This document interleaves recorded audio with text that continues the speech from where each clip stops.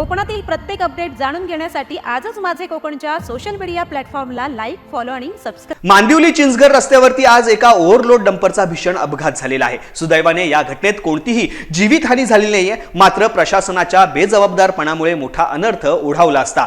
मांदिवली पुलावरती 18 टनांहून अधिक वजनाच्या वाहतुकीला कडक बंदी आहे. मात्र नियम धाब्यावरती बसून हा डंपर तब्बल 35 ते 40 टन माल घेऊन जात असताना उलटलेला आहे.